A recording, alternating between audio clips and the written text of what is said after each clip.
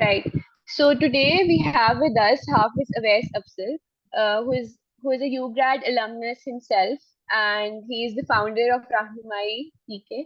And he's a dynamic young leader, entrepreneur, and full stack developer committed to transforming Pakistan's education system. With a decade of experience in startups, program design, training, community building, and consultancies, he holds a BS in computer science and a master's in instructional design development and evaluation. He founded Rahnumai, an edtech startup that envisions making quality and equal and equal education accessible through innovative solutions. Previously, he co-founded Inspire Foundation, Aspire Foundation Solutions, Ment Hub, and Carrot, and he has worked with notable organizations in different roles. Thank you so much, Awais, for joining us today and taking out time for your busy schedule. Let's begin with the session. Th Thank you, Amar.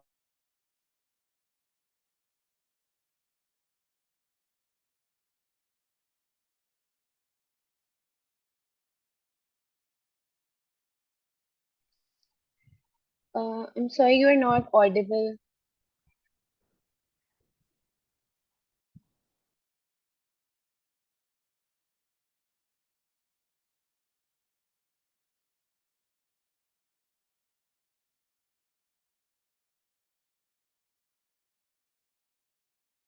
Want to make this session a conversation actually.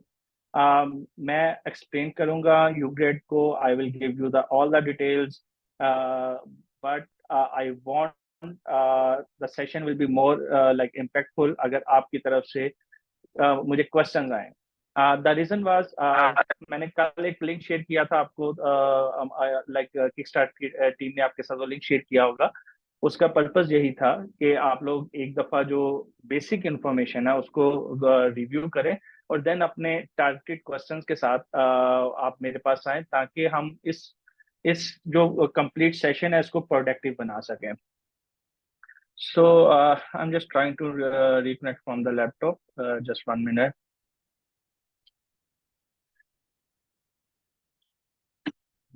अभी हो गया.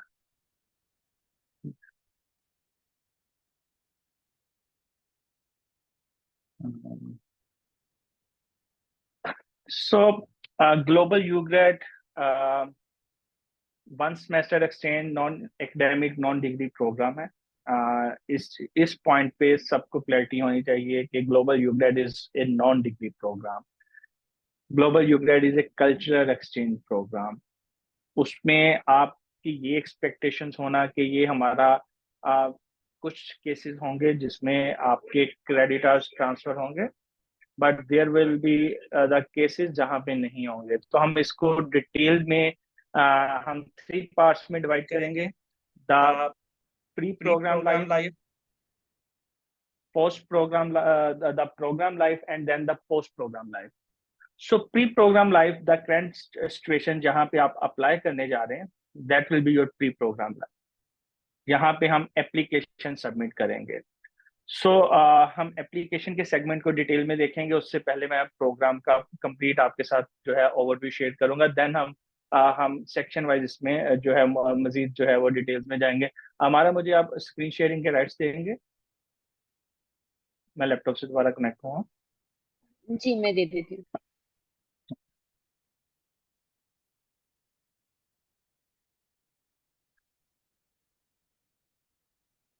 You can share your screen now.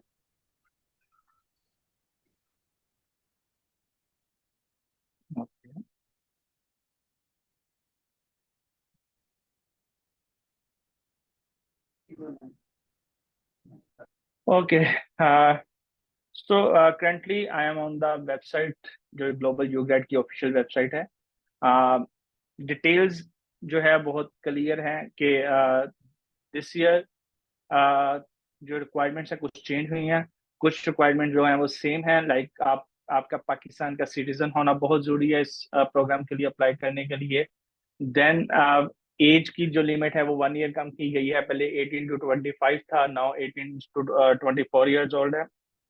So you must be enrolled in Pakistani university or college at the time of application, और आप second year में होना जरूरी है. So last year तक the criteria was different. The criteria was कि okay, अगर जो है आप सेकेंड ईयर, थर्ड ईयर और fourth year, other than like first year और फाइनल ईयर्स, अगर आप यूनिवर्सिटी में इनरोल्ड हैं तो आप अप्लाई कर सकते हैं. तो जिनकी 5 साल की डिग्री थी उनके पास 3 चांसेस थे, जिनकी 2 ईयर्स की डिग्री थी उनके पास 2 चांसेस थे. This year just second year वाले अप्लाई कर सकते हैं. तो विंडो छोटी हुई है, दैट मीन बैच साइज छोटा होगा. सो जो प्रोग्राम का क्राइटेरिया है, अगेन इसमें सबसे इंपॉर्टेंट है एज लिमिट आपकी और आपका करंट सेमेस्टर. अगर आप करंटली फॉर एग्जांपल आपके एग्जाम्स डेडलाइन से पहले हो गए हैं तो that mean you are not eligible. बहुत से लोगों का क्वेश्चन होता है कि मैं इनरोल्ड हूँ अंडर ग्रेजुएट में, मेरा एग्जाम है और जब एप्लीकेशन क्लोज होगी तो मेरा रिजल्ट आने वाला रह जाएगा फोर्थ सेमेस्टर का.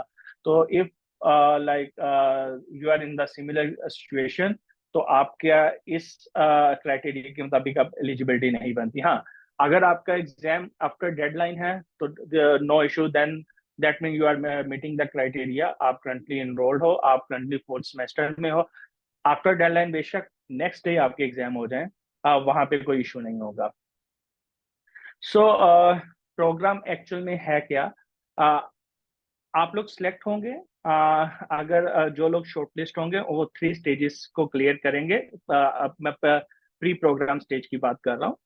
फर्स्ट स्टेज आप एप्लीकेशन सबमिट करेंगे. सेकंड स्टेज शॉर्टलिस्टिंग होगी, आपको इंटरव्यू कॉल्स आएंगे.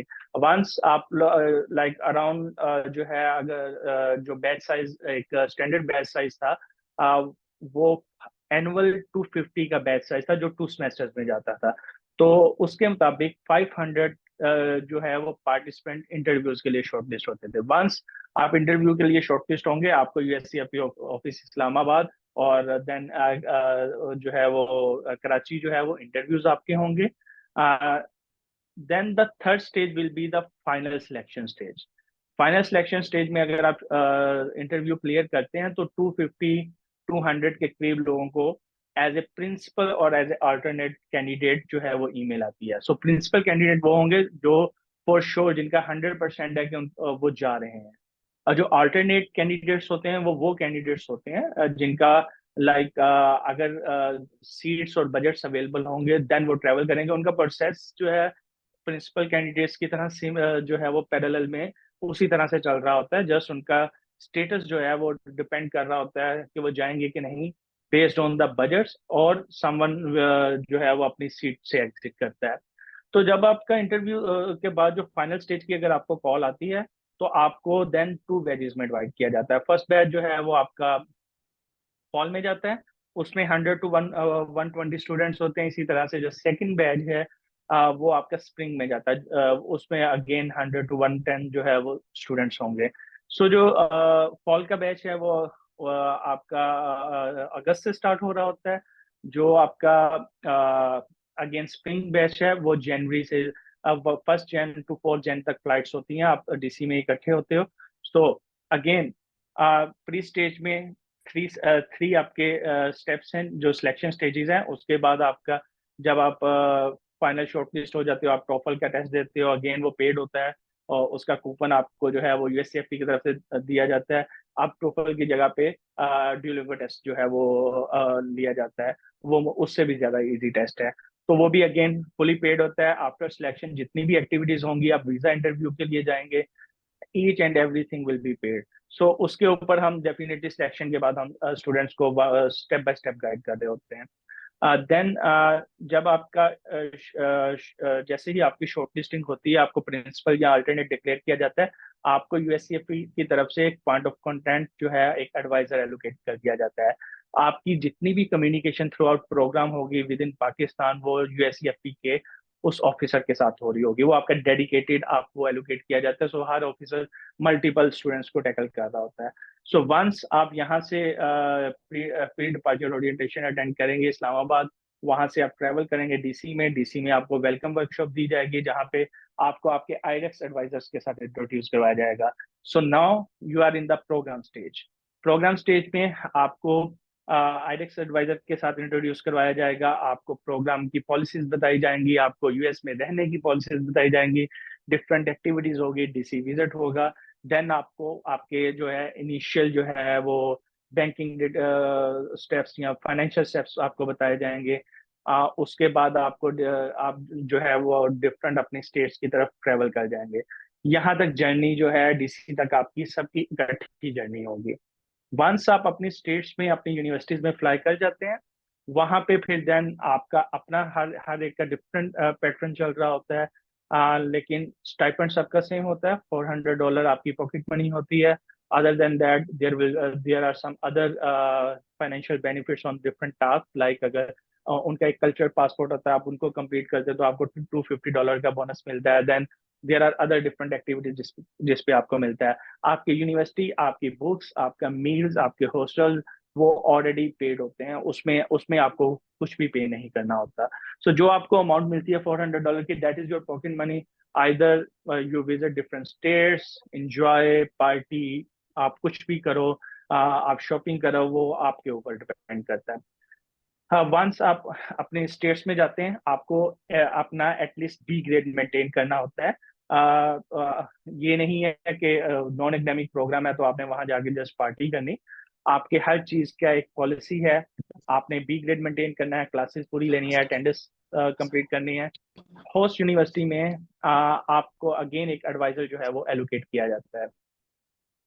जो आपका होस्ट यूनिवर्सिटी का एडवाइजर होगा, वो आपका during the programme actually main contact person होगा।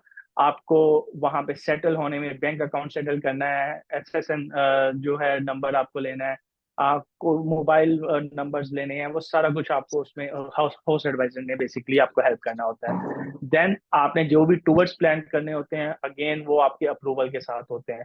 सो आपको इस प्रोग्राम के दौरान बेसिकली 3 एडवाइजर दिए जाते हैं जो आपको हेल्प कर रहे होते हैं एग्जिस्ट करने के लिए, because again you are like second year undergraduate students, आप अभी उतनी मेच्योर स्टेज पे नहीं होते।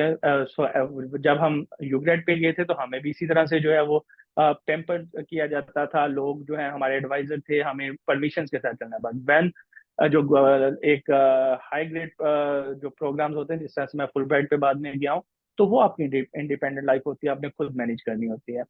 सो इसमें अगेन सिलेक्शन की जो बात की डिटेल्स हैं वो हम बाद में डिस्कस करते हैं बच्चों के साथ। जब आप सिलेक्ट हो जाएंगे हम मजीद डिटेल में इस पर डिस्कस करेंगे। तो आपका जैसे जैसे सेमेस्टर कंप्लीट होता है, आपकी बैक जर्नी स्टार्ट हो जाती है। उसमें जैसे मैंने आपको बताया कि जो आपकी इनिशियल जर्नी है डीसी तक, वो आपकी सबकी इकट्ठी होती है। आप यहाँ पाकिस्तान में प्री डिपार्चर ओरिएंटेशन इकट्ठी अटेंड करते हैं, आप डीसी में वेलकम वर्कशॉप इकट्ठी अटेंड करते हैं, बट उसके बाद आपके सबका अपना सिस्टम होता है। किसी यूनिवर्सिटी में एक ही बंदा प्लेस होगा, कहीं 2 होंगे, कहीं 4 होंगे। और जैसे जैसे डिग्री खत्म होगी उनकी फ्लाई बैक की डिटेल डेट्स जो है वो सबकी वेरी कर रही होगी। सो यूजली जो है वो फॉल वाले जो हैं वो दिसंबर में वापस आते हैं, और जो स्प्रिंग वाले जो हैं वो मई में वापस आ रहे होते हैं। इस सारे प्रोसेस में अगेन आपको एनओसी लेना होता है अपनी यूनिवर्सिटी से, आपको अपना सेमेस्टर फ्रीज करना होता है। कुछ केसेस में मोस्टली जिस तरह से लम्स हैं, आईबीए है, वो यूनिवर्सिटीज जहाँ पे इलेक्टिव्स अलो हैं, उनके क्रेडिट आवर्स ट्रांसफर हो जाते हैं। यूजली जो नॉन नॉन मेडिकल जो नॉन इंजीनियरिंग प्रोग्राम है उनके क्रेडिट ट्रांसफर हो जाते हैं, बट जिनके जो मेडिकल के या इंजीनियरिंग प्रोग्राम्स हैं, मैं कंप्यूटर साइंस का था, मेरे केस में क्रेडिट आवर्स ट्रांसफर नहीं होते थे। मैंने 1 ईयर डिले की अपनी डिग्री। बहुत से लोगों का क्वेश्चन होता है कि यार हम लोग हमारी तो डिग्री 1 ईयर जो है वो ग्रेजुएशन डिले हो जाएगी। So doesn't matter honestly. जब मैं गया था मेरा लास्ट सेमेस्टर रहता था, और अगर आपको फॉर एग्जांपल मैं कहूँ कि जो मैंने 5 साल में जो एक्सपोजर लिया और जो उस एक सेमेस्टर में एक्सपोजर लिया उस यूनिवर्सिटी में, वो कभी भी मैच नहीं कर सकते। वो उन 4 साल 5 साल से बेटर था जो मैंने पाकिस्तान में एक्सपोजर लिया था। बिकॉज मैं लाइक 2018 में यूएस एम्बेसी के डिफरेंट प्रोग्राम को रिप्रेजेंट कर रहा था लाहौर रीजन में। 40 के करीब प्रोग्राम्स थे, और मैं डिफरेंट प्रोग्राम का पार्ट रहा हूँ, मैं इनकी उसमें लीडरशिप में पार्ट रहा हूँ। यूग्रेड इज द बेस्ट प्रोग्राम इन अ वे कि वो आपको एक अपॉर्चुनिटी प्रोवाइड करता है एक ऐसी स्टेज पे जहाँ पे आप ग्रोथ स्टेज में होते हैं, mind with respect to mind और विद रिस्पेक्ट टू करियर। आपको वो एक अपॉर्चुनिटी प्रोवाइड करता है कि आप हैंड ऑन एक्सपीरियंस लें अपनी लाइफ को मैनेज करने का। जैसे ही आप यूएस में पहुंचते हैं, आपके ऊपर कोई भी जो है वो रिस्ट्रिक्शन नहीं होती। आपको जो बजट दिए जाते हैं आपने खुद मैनेज करना है। खत्म होंगे तो भूखे भी आपको रहना पड़ेगा, शॉपिंग करनी है, एयर टिकट्स बुक करनी। यहाँ पे आपने बस का टिकट भी नहीं बुक किया होता यूजली इस एज में भी। आपने कभी अपने लिए हॉस्टल या होटल रूम की बुकिंग, वहां आप सारा कुछ कर रहे होते हो। वहां आपने खुद ग्रोसरी करनी है, खुद जो है शॉपिंग के लिए जाना है। तो आपके पास वो जो इंडिपेंडेंस होती है करने की, वो आपको अलाउ करती है कि आप प्लान करते हो, आप एग्जीक्यूट करते हो, आप मैनेज करते हो। देन फिर आप उसको उसका एनालिसिस करते हो, वैल्यूएशन करते हो। अच्छा यार, मेरे पास इतना बजट है, मैं और कौन सा टूर लगा सकता हूँ। अच्छा टूर लगाना है तो कौन कौन सी लोकेशन है। अच्छा टिकट्स कितनी देर पहले परचेज करूंगा। तो आप पूरी लाइफ मैनेजमेंट कर रहे हो। That's why UGRAD is the best programme at this stage at least. उसके बाद आप जैसे ही वापस आते हैं तो there is larger alumni community, जिसको हम पाकिस्तान यूएस अलमनाई नेटवर्क कहते हैं। वो एक अलमनाई कम्युनिटी है। Then there is other alumni community जो specific to UGrad community है। यो ग्लोबल यूग्रेड की अलमनाई कम्युनिटी है जो कि आईरेक्स के साथ डायरेक्टली कम्युनिकेट कर रही होती है। आईरेक्स, तो पाकिस्तान में यूएससीएफपी इज मैनेजिंग द प्रोग्राम और यूएस में आईरेक्स इज मैनेजिंग द प्रोग्राम। तो आईरेक्स जो है वो हर 6 मंथ्स के बाद उनकी सीडीआई ग्रांट होती है, जिसको हम कम्युनिटी डेवलपमेंट इनिशिएटिव ग्रांट कहते हैं। इसी तरह उनके डिफरेंट अदर अपॉर्चुनिटीज आती हैं। तो जो आफ्टर लाइफ है वो उससे भी मजे की होती है। आपके पास डिफरेंट अपॉर्चुनिटीज हैं ग्रांट्स की। आप ग्रांट्स करके डिफरेंट कम्युनिटी इम्पैक्टफुल प्रोजेक्ट्स करते हैं। Then there there are some large grants जो आपको अलाउ करती हैं कि आप कोई भी छोटे छोटे मोटे आइडियाज जो आप पायलट करना चाह रहे हैं या कोई प्रोजेक्ट पायलट करना है। अभी रिसेंटली हमने एक ग्रांट की थी जिसका नाम था big big idea challenge award था आईरेक्स का। $5,000 की ग्रांट थी। हमने एक लाहौर में कॉन्फ्रेंस करवाई थी स्कॉलरशिप पे। तो आपको अपॉर्चुनिटी मिलती है नेटवर्क। अभी रिसेंटली हमारी अलमनाई कॉन्फ्रेंस हुई है थाईलैंड में। So these are the opportunities. कभी भी जो भी अपॉर्चुनिटी आपके पास आती है वो सिर्फ वो नहीं होता आपने प्रोग्राम ज्वाइन करना है। बहुत से लोग अभी जिस तरह से डिफरेंट यूनिवर्सिटीज में होंगे, तो ये यूनिवर्सिटी इज नॉट जस्ट के आप वहां पे डिग्री ले रहे हैं। जब आप वहां से ग्रेजुएट करेंगे, उसका अलमनाई नेटवर्क है जो कि आप उस नेटवर्क को यूटिलाइज करते हुए अपनी कैरियर ग्रोथ, अपना इम्पैक्ट वर्क बहुत कुछ कर सकते हैं। इसी तरह से जो ये प्रोग्राम होते हैं इनका और भी लार्जर इम्पैक्ट होता है, जहां से आपको ग्रांट्स अपॉर्चुनिटी, इंटरनेशनल लिंकेज, बहुत कुछ मिल रहा होता है अपने कैरियर को ग्रो करने में या अपने प्रोजेक्ट्स को डिफरेंट कंट्रीज में एग्जीक्यूट करने में। सो ये काइंड ऑफ प्रोग्राम का ओवरव्यू है। इधर तक किसी का कोई क्वेश्चन है तो मुझे बताएं। देन हम फिर जो है एक स्टेप बैक चलेंगे और हम एप्लीकेशन प्रोसेस की तरफ डिस्कस करेंगे। अभी तक यहाँ यहाँ तक किसी का कोई क्वेश्चन?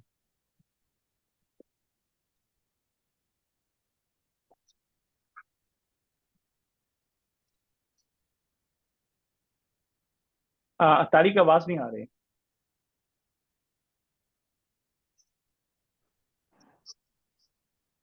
Am I audible? जी। So I have a question like, is there any specific GPA requirement for this program? तारीख स्पेसिफिकली कोई भी जीपीए रिक्वायरमेंट नहीं है। जैसे कि मैंने अभी बताया कि नॉन डिग्री प्रोग्राम है, ठीक है। Okay. But it doesn't mean कि आपका जीपीए जो है वो बिल्कुल लो। हाँ, इसमें अभी जब हम एप्लीकेशन प्रोसेस को डिस्कस करेंगे तो उसमें मैं लाइक मजीद इसमें डिटेल में आपके साथ जाऊंगा। लेकिन जीपीए की ऐसा कोई रिक्वायरमेंट नहीं है। एक Okay. Reasonable So GPA, reasonable doesn't mean के जी आपका 3+ होना चाहिए। रीजनेबल कि आप हर चीज क्लियर करके और अगर किसी का जीपीए लो है तो अगर उसकी प्रोफाइल अच्छी है तो वो उसको कम्प्लीमेंट कर देगी। okay. Thank you so much. किसी और का कोई क्वेश्चन?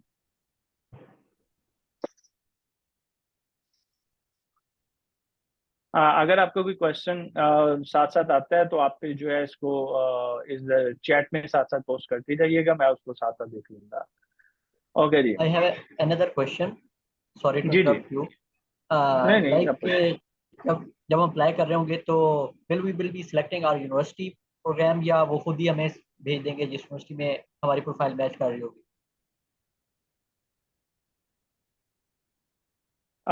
सॉरी तारिक, आप रिपीट करेंगे? जी, मेरा क्वेश्चन ये था कि अप्लाई करते वक्त हम होस्ट यूनिवर्सिटी सेलेक्ट करेंगे या यूएस एम्बेसी खुद सेलेक्ट करेगी हमारी प्रोफाइल के अकॉर्डिंग कि हमें किस यूनिवर्सिटी में भेजना है उसने आगे? जी जी, वो आपने ऐसा कुछ भी नहीं करना। आपने सिर्फ ये जो एप्लीकेशन आपको दी गई है, आपने वो ही फिल करनी है। University placement each and everything will be manage by IREX and यूएससीएफपी।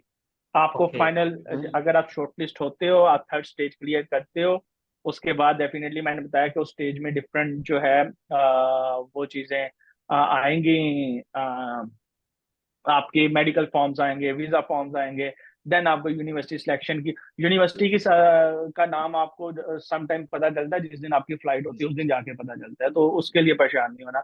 अभी हम प्री प्रोग्राम स्टेज पे हैं। ओके। प्रोग्राम स्टेज और पास्ट जो पोस्ट प्रोग्राम स्टेज बताने का पर्पज ये था कि आपको प्रोग्राम के लार्जर इम्पैक्ट का पता चल सके, why this programme and why you should join that programme actually.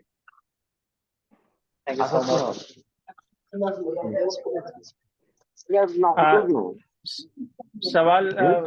सवाल में आपका क्वेश्चन बड़ा लाइक ब्रॉडर है। मैं देख रहा हूँ आपकी वीडियो ऑन थी, आप मुसलसल आपस में डिस्कशन करें, फोकस करें। जो आपका स्पेसिफिक क्वेश्चन है काइंडली जो है वो आप वो बताएं, I will respond to that question.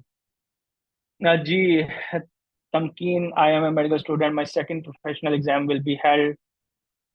Definitely आपका सेकंड प्रोफेशनल अगर अक्टूबर में होगा तो आप एलिजिबल हैं। आप अभी भी मतलब कि जब हमारी डेडलाइन जो है वो कंप्लीट हो जाएगी सितंबर में, तो आप कंप्लीटली एलिजिबल हैं, सो आप अप्लाई करें without any doubt. Wes, there was another question that we can address in this regard. वो ये है कि for example, if someone is a medical student and necessarily उनके third या fourth semester इस तरह नहीं होता ना, ऐसे इस तरह that's a 5-year program. So when you're talking about specific requirements, उसके अंदर 5-year program और 4-year program की सेम होती हैं? जी, यही मैंने स्टार्ट में जो बात बताई थी कि लास्ट ईयर तक जो 5 ईयर प्रोग्राम वाले होते थे, उनके लिए ये होता था कि उनको पास 3 चांसेस होते थे, और जो 4 ईयर प्रोग्राम वाले होते थे उनके पास 2 चांसेस थे। ठीक है। तो एमबीबीएस वाले, आर्किटेक्चर वाले, इनको इनके पास अपॉर्चुनिटी ये होती थी, ये अपने थर्ड फोर्थ ईयर में जाके भी अप्लाई कर सकते थे। इस साल कंडीशन ये चेंज हुई है कि सिर्फ सेकंड ईयर वाले अप्लाई कर सकते हैं। तो इसमें जिस तरह से मेरा एनुअल सिस्टम था, so I was like part of university of Bradford. हम खान साहब की यूनिवर्सिटी से पढ़े हैं, मियाँ वाली से। तो हमारा तो हम तो यूनिवर्सिटी ऑफ ब्रैडफोर्ड का एक सिर्फ कैंपस थे ना, हमारा सिस्टम एनुअल सिस्टम था, उधर से चल रहा था। तो अभी जिनका सेकंड प्रॉफ होगा, जिनका जो है सेकंड ईयर चल रहा है, उनको क्या कहते हैं हम लोग, वो एलिजिबल हैं। तो इस तरह से ये प्रोग्राम चलता है, सेकंड ईयर वाले एलिजिबल हैं।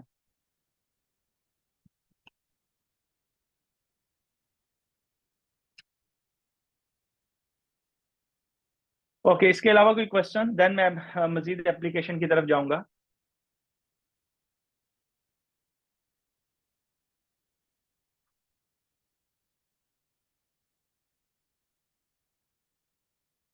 तो अगर आपका कोई भी क्वेश्चन आता है तो आप जो है वो साथ साथ पोस्ट करते जाएं, मैं इसको एप्लीकेशन की तरफ जाता हूँ। ओके जी। सो नाउ मैं लाइव पोर्टल पे हूँ एप्लीकेशन के। जिन्होंने अभी नहीं भी स्टार्ट की तो अगेन 5 दिन पड़े हैं हमारे पास, आप इजीली कर सकते हो। Just you need to focus on the things. जो मेन थिंग आपकी आइटम्स हैं, आपके एलिमेंट्स हैं, वो आपके पास कंप्लीटली पड़े हैं। उस application just will take 1 hour. इससे ज्यादा कभी भी एप्लीकेशन टाइम नहीं लेगी। आपकी पर्सनल डिटेल्स आपने जस्ट एक फिल करनी है। जो टाइम लेगी एक्चुअल चीज वो होगी आपकी statement of purpose, personal statement.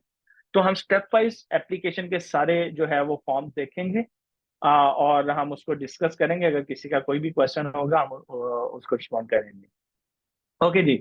अब ये जो एप्लीकेशन जब आप ओपन करते हैं तो kindly read this page carefully. बहुत जो है ना डेडिकेशन के साथ इस इंफॉर्मेशन को पढ़ना है। Even after selection, short listing, interview के लिए भी आते हैं, तो ईमेल्स को पूरा कंप्लीट पढ़ना बहुत जरूरी है, इन पेजेस को पढ़ना बहुत जरूरी है। आप अगर इसको पढ़ के काम करोगे ना, तो आपकी हर चीज जो है आप इजीली फिल कर लोगे। अगर आप इसको नहीं पढ़ोगे तो फिर आपके माइंड में क्वेश्चन आते रहेंगे कि इसको कैसे करना है, इसको कैसे करना है, इसको कैसे करना है। तो केयरफुली जो भी आपके साथ ऑफिशियल कम्युनिकेशन आपको यूएससीएफपी के ईमेल से आती है, आपने उसको फॉलो करना है, उसको केयरफुली पढ़ना, उसमें जो भी लिखा हुआ है उसके मुताबिक चलना है, after before selection and after selection. उसके बाद एप्लीकेशन में जो है हमारा आ जाता है जी पर्सनल इंफॉर्मेशन का पेज। सो पर्सनल इंफॉर्मेशन में सबकी अपनी अपनी पर्सनल इंफॉर्मेशन आप कंप्लीट करोगे। अगर मल्टीपल सिटीजनशिप से आप उसको मेंशन करोगे। लीगल अगेन पाकिस्तानी हो तो ही आप अप्लाई कर सकते हो। डेट ऑफ बर्थ है आपकी, सबकी जो है वो अपना अपना डाटा है इसका। प्लेस ऑफ बर्थ मीन के किस शहर में पैदा हुए हैं वो आ जाएगी, सिटी आ जाएगी और कंट्री आ जाएगी। हाँ, उसके बाद आपका ये स्टेटस है वो इंफॉर्मेशन आ जाएगी। ओके, अगर आपको कोई भी स्पेशल रिक्वायरमेंट है तो उसको मेंशन जरूर करें। उसको लाइक मेंशन करने से आपकी सिलेक्शन पे कोई इम्पेक्ट नहीं आएगा। अभी हमारा रिसेंटली हमारा वन ऑफ द जो यूगेड फेलो थे, जो अभी पिछले साल की बात है, वो व्हील चेयर पे थे। इवन उम्र के वो पाँव के साथ लिखते थे, तो वो गए हैं। हर चीज, हर तरह की डाइवर्सिटी है इस प्रोग्राम में। उसमें आप अबाया करते हो तो भी जा सकते हो, आप जो है वेस्टर्नाइज किया हुआ है अपनी ड्रेसिंग को तो भी जा सकते हो, आप दाढ़ी रखते हो तो भी जा सकते हो। तो हर चीज को, हर पर्सन को प्रोग्राम वेलकम करता है। इसमें किसी तरह की कोई रिस्ट्रिक्शन है, आप किसी भी मजहब से हैं, किसी भी कास्ट से हैं, किसी भी यूनिवर्सिटी से हैं, किसी भी एफिलिएटेड कॉलेज से हैं, if you are meeting the criteria you are eligible to apply, और आपकी सिलेक्शन पे कोई इम्पेक्ट नहीं आएगा। उसके बाद आपकी अगेन कॉन्टैक्ट इंफॉर्मेशन है। कॉन्टैक्ट, अगर आपकी परमानेंट और करंट इंफॉर्मेशन सेम है उसी को रेप्लिकेट कर दें। हाँ, ये मैंने जो लिंक सेंड किया था इस आर्टिकल का, अगर आप इसको खोल के पढ़ेंगे तो आपको हर तरह की डिटेल बड़ी इजीली मिल जाएगी। जिस तरह से अब फर्स्ट बहुत से लोगों का जो है ना, ये फर्स्ट नेम लास्ट नेम का इशू आता है कि जी हमारा फर्स्ट नेम नहीं है। तो अगर आपका फर्स्ट नेम नहीं है तो आप FNU लिखेंगे, अगर आपका लास्ट नेम नहीं है तो आपने LNU लिखना है। फर्स्ट नेम लास्ट नेम कैसे पता चलेगा नहीं है, आपने अपने ID कार्ड या अपने पासपोर्ट अगर आपका बना हुआ है, या बे फॉर्म बना हुआ है, या डोमिसाइल बना, उसमें देखें कि जिस तरह से किसी लोगों के सिंगल नेम होते हैं ना, तो कुछ लोग वो सिंगल नेम को लास्ट नेम में लिखते हैं, कुछ लोग उस सिंगल नेम को फर्स्ट नेम में लिखते हैं। तो according to your official document आपने FNU या LNU का यूज करना है। इसी तरह से ये जो फॉर्मेट है फोन नंबर की, आपका अगर PDCL नंबर नहीं है तो आप बेशक इसी को कॉपी पेस्ट कर दें। अदरवाइज सिंपली कंफ्यूजन क्रिएट करने से बजाय उतनी दफा 00 उसी तरह डैश डाल के लिखते हैं। ठीक है, आपने उस फील्ड के मुताबिक उसको कोई भी फील्ड खाली नहीं छोड़ सकते फॉर्म में। उसके बाद सिमिलरली यहाँ भी मतलब जिनका भी फोन नंबर नहीं है वो यहाँ पे डिटेल्स आ जाएंगे। पर्सनल इंफॉर्मेशन का सबको क्लियर है। मैंने FNU LNU वाली बात भी आपको समझा दी है कि अगर फर्स्ट नेम नहीं अनअवेलेबल है, लास्ट नेम अनअवेलेबल है, तो आपने इसको यूटिलाइज करना है। जितनी भी नॉन एप्लीकेबल फील्ड है जो आपके लिए नहीं है और वो टेक्स्ट फील्ड है, तो उस पर नल लिख देना या NA लिख देना। अदरवाइज आपने उसी फॉर्मेट में उसको कॉपी पेस्ट कर देना है। जब 111 लिख दें, 000 लिख दें, अगर दरमियान में डैश है तो डैश भी डालनी है अकॉर्डिंग टू जो मेंशन फॉर्मेट है यहाँ पे, जिस तरह से ये फॉर्मेट मेंशन की गई है। उसके बाद आपकी एकेडमिक इंफॉर्मेशन आ जाती है, एजुकेशनल बैकग्राउंड। सो आपने इसको फिल करना है एजुकेशनल बैकग्राउंड को।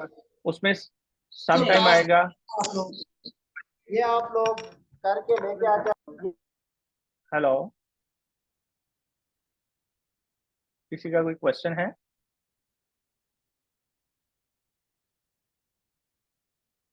ओके, सो डिग्री नेम, आप जो भी डिग्री आपकी है आपने सिलेक्ट करनी है। आप इंटर की डिटेल्स ऐड कर सकते हैं और अपनी बैचलर्स की डिटेल्स ऐड कर सकते हैं। अगर आपका इंस्टीट्यूट नेम नहीं अवेलेबल तो आपने यहाँ से लिस्ट से पाकिस्तानी कॉलेज सेलेक्ट करना है। फील्ड ऑफ इंस्टीट्यूट की आ गई लिस्ट। तो अगर आपके यूनिवर्सिटी का या कॉलेज का नेम नहीं अवेलेबल है, आपने सिंपल पाकिस्तानी कॉलेज सिलेक्ट कर देना है।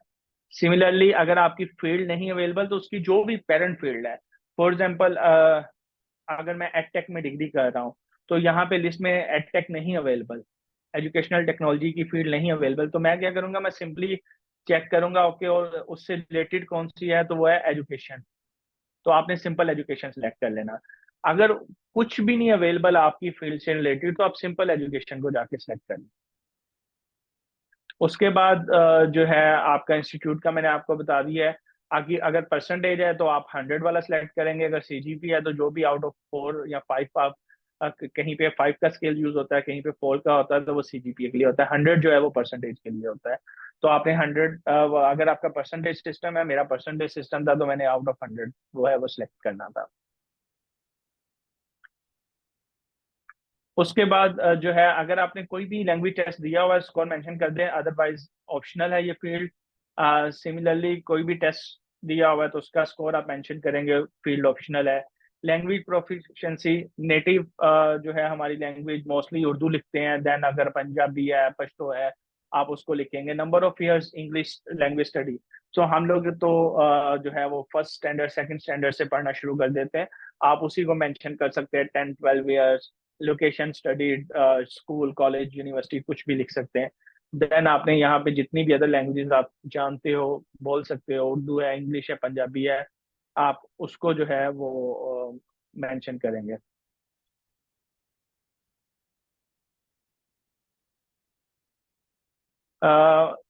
नहीं मोहम्मद, आप बेसिकली ए लेवल का जो है वो उसको एज ए होल रिजल्ट आप उसका लिखेंगे कि उसकी परसेंटेज कन्वर्टर आपको आपका होगा, इंटरनेट पे आपको मिल जाएगा कि आपने कैसे ग्रेड्स को, आईबीसीसी की वेबसाइट पे आई थिंक मैंने देखा था, मैंने किसी की इक्विवेलेंस जो है वो फाइल की थी।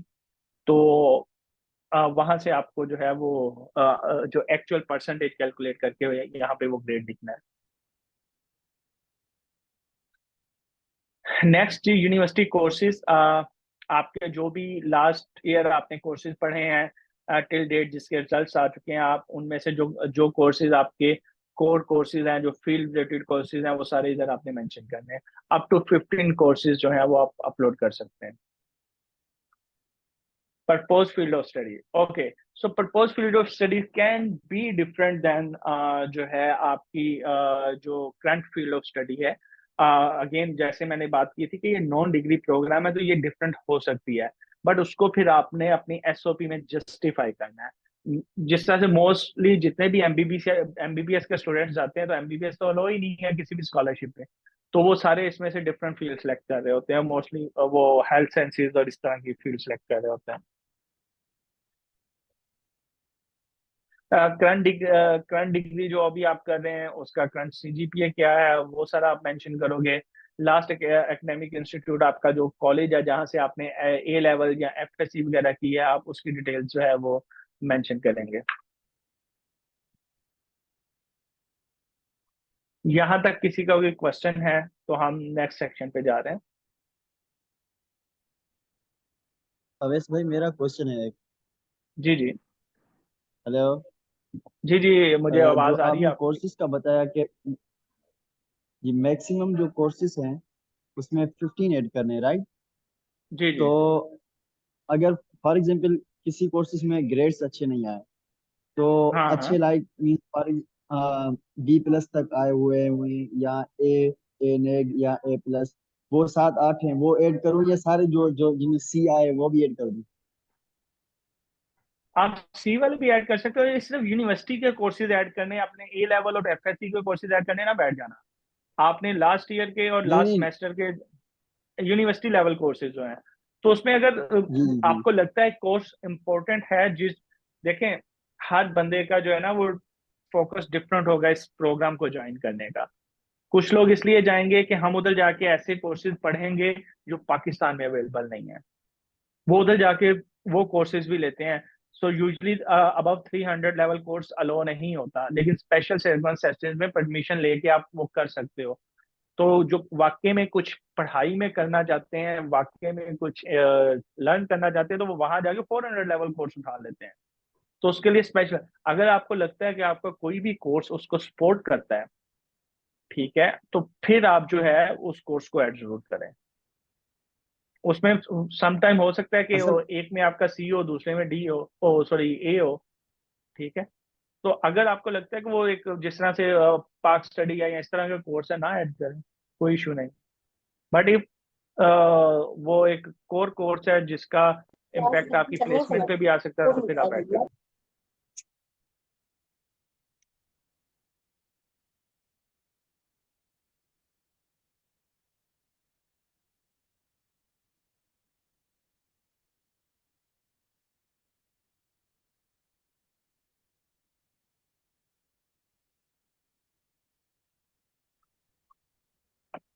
जी।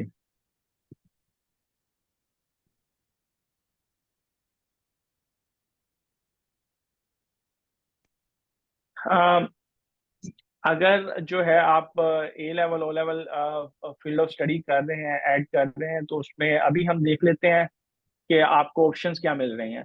अगर अगेन आपकी उसमें नहीं लिस्ट में नहीं आ रही, क्या कहते हैं, फील्ड की ऑप्शन नहीं आ रही, तो वहाँ अदर की ऑप्शन भी है। सो अगर आपने ए लेवल का सिलेक्ट किया है, तो इसमें जो है आप ये इन्होंने लाइक वो फील्ड के जो है वो मेन फील्ड्स दी हुई हैं। तो आप अगर आप साइंस ग्रुप से होगे तो आप साइंस ग्रुप को सिलेक्ट कर लोगे, इधर लिखा होगा साइंसेस। ये सोशल साइंसेज है, ये साइंसेस स्टैटिस्टिक्स है, ये साइंसेस फिजिक्स है। सो उसके मुताबिक कोई एक आप सिलेक्ट कर लो। उसमें जरूरी नहीं है कि आपने जो है वो आपने वैसे भी जो साथ मार्कशीट जो है वो अटैच करनी है, तो उससे वेरीफाई हो जाएगा। अच्छा जी, किसी और का क्वेश्चन था?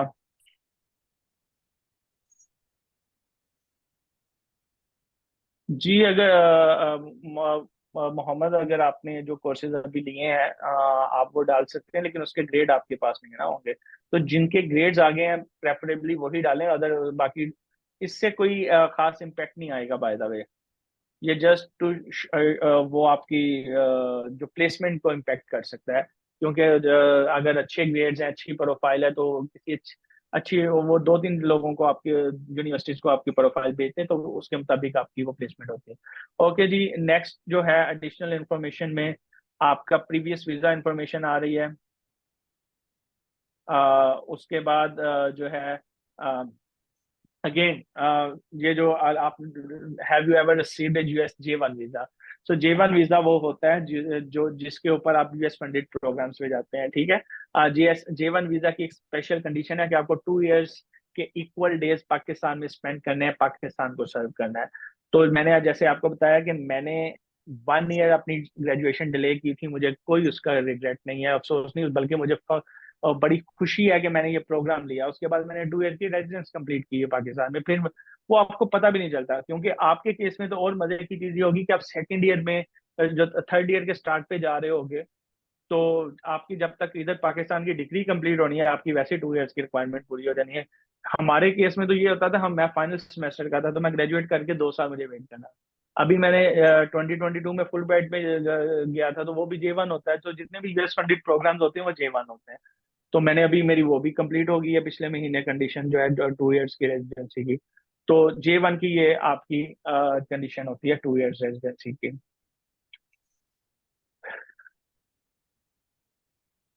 उसके बाद आपकी नॉन एकेडमिक एक्टिविटीज है, एनी एक्टिविटी अदर देन आपके जो कि आपके ग्रेड का पार्ट बनेगी, that will count towards the non academic activities. उसमें आपकी इंटर्नशिप्स हो सकती हैं, उसमें आपकी सिंगिंग, राइटिंग, उसमें sports, anything related to the जो extra and co curricular activities है वो नॉन में आ सकती हैं। उसको आपने सिंपली जो है उसकी डिटेल्स ऐड करनी है कि उसकी लोकेशन, इंस्टीट्यूट या क्या था, एक्टिविटी क्या थी, किस डेट से किस डेट तक थी, जिसकी एक्सपायरी नहीं है उसकी, जो आप जो है वो अगले 10 साल की लिखते हैं, बाद की लिखते हैं एंड डेट, अगर नेसेसरी होती है। जरूरी नहीं है कि आपके पास उस एक्टिविटी का सर्टिफिकेट, अगर वो एक्टिविटी बहुत इम्पैक्टफुल है, do mention here, doesn't matter कि आपके पास उसका सर्टिफिकेट है या नहीं है। सो अगेन यहाँ पे आ रहा है कि have you ever been arrested और एक्सपेल्ड फ्रॉम नेशनल। सो अगर तो कुछ ऐसा हुआ है और आपको पता है कि वो कभी भी एक्सपोज हो सकता है, ऑनेस्टली झूठ कहीं भी नहीं बोलना पूरी एप्लीकेशन में। अरेस्ट होना या एक्सपेल होना हर दफा नेगेटिव नहीं होता, ये चीज अंडरस्टैंड करना बहुत जरूरी है। बहुत से लोग किसी अच्छे रीजन की वजह से अरेस्ट हुए होंगे, बहुत से लोग किसी अच्छे रीजन की वजह से एक्सपेल हुए होंगे। एक पॉजिटिव एक्सपेल्शन और पॉजिटिव जो अरेस्ट आपका होता है, वो आपका जो है पॉजिटिव एक्सपेल्शन और पॉजिटिव अरेस्ट, फॉर एग्जांपल एक बंदे ने एक अच्छे पर्पस के लिए यूनिवर्सिटी के में स्टैंड लिया था, फी हाइक के अगेंस्ट, किसी भी चीज के अगेंस्ट, किसी किसी के साथ जो है वो मिसहैप हुआ, किसी किसी के साथ जो है वो हैरेसमेंट हुई, उसके लिए स्टैंड लिया, उसको उस एक्टिविटी पे जो है वो एक्सपेल कर दिया गया। किसी को अरेस्ट जो है पॉलिटिकल रीजन की वजह, तो डू मेंशन द रीजन, वो आपके फायदे में भी जा सकता है। ठीक है, हर चीज की नेगेटिविटी नहीं होती, चीजें पॉजिटिव भी होती हैं। जस्ट वही बात है कि आपने देखना है कि वो ग्लास हाफ फुल था या हाफ एम्प्टी था। देन जी नेक्स्ट सेगमेंट जो हमारा आता है, वो हमारे पास फाइनल जो सबसे मेन कंपोनेंट है। बाकी जितनी भी इंफॉर्मेशन होगी लोगों की, वही बात है, मोर लेस सिमिलर होगी। हर एक का अपना अपना यूनिक एड्रेस है, यूनिक नेम है, सब कुछ है। बट जिसके ऊपर आपकी फाइट होगी थाउजेंड्स ऑफ एप्लीकेंट्स के साथ, वो है ये 200 to 250 वर्ड्स। इस वर्ड की बेस पे आपकी जजमेंट हो रही, और एवेल्युएटर के पास जो बेसिकली जिन्होंने इस एप्लीकेशन को एवेल्युएट करना, उनके हाथ में मार्क्स भी इसी चीज के हैं। बाकी तो सारा सिस्टम ने एवेल्युएट कर लेना क्राइटेरिया आपका। ठीक है, CGPA भी सिस्टम ने एवेल्युएट कर लेना, हर चीज जो है वो सिस्टम ने अपने मुताबिक फिल्टर कर देनी। जो फिल्टर होके शॉर्टलिस्ट होके एप्लीकेशन जानी है रिव्यू के लिए, वो SOP पर्सनल स्टेटमेंट और वो रिव्यू के लिए जानी है। तो नाउ ये आप पे डिपेंड करता है कि आप अपने आप को 250 वर्ड्स में कैसे एक्सप्लेन करते हैं। और 250 वर्ड से ज्यादा आप लिख नहीं सकते। आप जैसे 250 वर्ड से ज्यादा इधर कॉपी पेस्ट करेंगे, इसमें कटर लगा हुआ है, वो खुद ब खुद जो है वो एक्स्ट्रा वर्ड्स को उड़ा देता है। तो आपको 4 प्रॉम्प्ट्स दिए हैं USCFP ने, कि your interest and personality, your academic objective, your goals related to your field of study and personal development, the reason why you wish to pursue them in the US, and how it relates to your interest. So now हमने इसको जो है ना मजीद divide, हमने इसको paragraphs की shape में जो है मैंने इसको डिस्क्राइब कर दिया था। जी किसी का कोई क्वेश्चन है?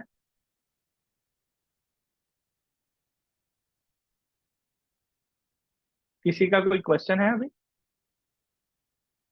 ओके, सो पर्सनल स्टेटमेंट, पहले तो उसका स्ट्रक्चर समझना जरूरी है कि हमारे पास इन्होंने हमें जो है वो 4 प्रॉम्प्ट्स दिए हैं, उसको हम जो है 5 पैराग्राफ में डिवाइड कर लेते हैं। For example first paragraph will be your introduction. So introduction जो है, then second paragraph will be your current work, what are you doing currently, and what you did previously, आपकी past history क्या है। Then आपका next segment जो आ जाता है, what are your future goals, आप फ्यूचर में क्या करने जा रहे हो, क्या करना चाहते हो। देन आप एक्सप्लेन करोगे कि why you and why US, आप उसको एक्सप्लेन करोगे, and how and what you will do after your return. Final आप वहां पे कंक्लूड करोगे।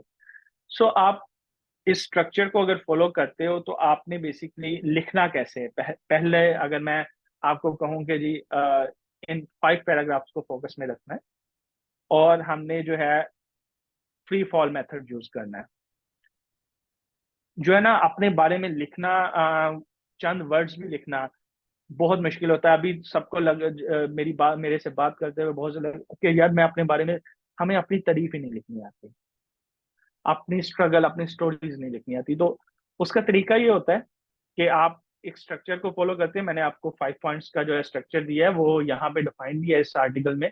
आप इसको खोल के पढ़ोगे तो आपको वो मिल भी जाएगा। देन आपने फर्स्ट पैराग्राफ लिखना है, उसको क्या क्या फॉलो करना जी? Your introduction. Your introduction doesn't mean कि जी my name is Hafiz Awais, I am living here, I am doing this. No, your introduction is who are you actually, your personality, जो मुझे आपके बाकी रिकॉर्ड से नहीं पता चल सकती, आपकी एप्लीकेशन से नहीं पता चल सकती। Your struggle, struggle can be positive, struggle can be hard, struggle can be pleasant. खुशी वाली स्ट्रगल भी हो सकती है, गमी वाली भी हो सकती है, फाइनेंशियल स्ट्रगल भी हो सकती है, कुछ इनोवेशन की स्ट्रगल भी हो सकती है। व्हाट यू एक्चुअली, आपकी पर्सनैलिटी क्या है? तो फर्स्ट पैराग्राफ आपने again free fall method use करना है। फर्स्ट पैराग्राफ के ऊपर लिखना है डाटा। 200 वर्ड बनते हैं, 300 बनते हैं, 400, just just right it, 10 right it. Currently आप क्या कर रहे हो, just right it, doesn't matter कि कितने वर्ड में लिखते हो। आपने प्रीवियसली क्या क्या काम किया है, राइट इट, डजेंट मैटर कितने वर्ड में लिखते हो। देन फ्यूचर में आप क्या करना चाह रहे हो, right it again, doesn't matter कितने वर्ड्स बनते हैं। इसी तरह से फिर आप लिखोगे कि जो है नाउ वाई यूएस। सो आपका जो फर्स्ट ड्राफ्ट बनेगा, जिसको मैं कह रहा हूँ फ्री फॉल मेथड आपने यूज करना है, वो it can be around 1000 words, it can be around 500 words, it can be around 1500 words. Do it. Just bring the things, bring the thoughts on like your laptop or your paper. उसको सबको paper पे, अब आपके सामने सब कुछ plate में पड़ा, अब आपको पिक एंड चूज करना। Now you will structure the data. Actually आपने अपनी लाइफ की एक स्टोरी पिक करनी है।